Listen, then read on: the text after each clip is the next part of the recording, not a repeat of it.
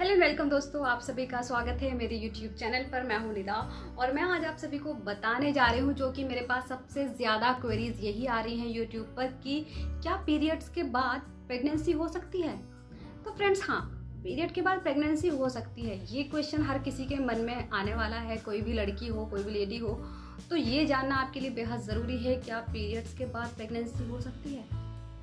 तो पीरियड के बाद प्रेगनेंसी हो सकती है, लेकिन ये काफ़ी कम होता है। ये कारण आपको जानना ज़रूरी है कि कब आपको पीरियड के बाद प्रेगनेंसी होती है। तो देखिए फ्रेंड्स, पीरियड होने के बाद भी प्रेगनेंसी होती है ये तो बहुत कम है, लेकिन जैसे कि पीरियड के टाइम पर अब पहला क्या होता है। देखिए, पीरियड के टाइम पर आपको ब्लड आ गया है और लगेगा कि आपको पीरियड हो गए हैं। तो क्या होता है, पीरियड के टाइम पर कभी कभी इम्प्लांटेशन ब्लीडिंग होती है, जिसको कि आप पीरियड समझ लेती हैं और बाद में आपको पता चलता है कि आप तो प्रेग्नेंट हैं। तो आपको लगता है आपको तो पीरियड आए थे। तो क्या होता है, ये जानना आपके लिए बेहद ज़रूरी है कि इम्प्लांटेशन ब्लीडिंग होती कैसी है, क्या होता है जब इम्प्लांटेशन ब्लीडिंग हो। तो इसका कलर गहरा रेड या फिर भूरे कलर का होता है, ये चीज़ देख लीजिए आप। दूसरा, जब ये ब्लीडिंग होती है तो ये रुक रुक कर होती है।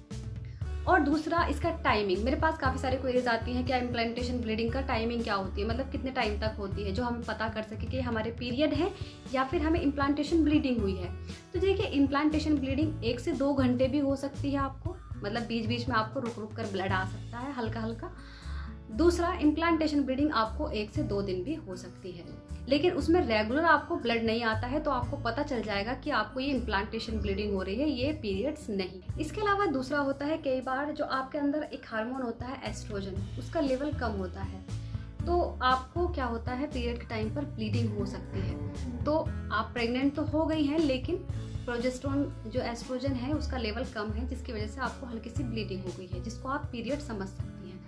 तीसरा आपका होता है, जो इंटरकोर्स किया है वो कब किया है, ये भी जानना आपके लिए बेहद ज़रूरी है, क्योंकि अगर आपने 1-2 दिन पहले ही किया है तो आपको पीरियड भी हो जाएंगे और आपको लगेगा कि आपने कंसीव नहीं किया है, लेकिन आप कंसीव कर सकती हैं। तो ये सभी होते हैं, इस वजह से आप कंसीव कर सकती हैं।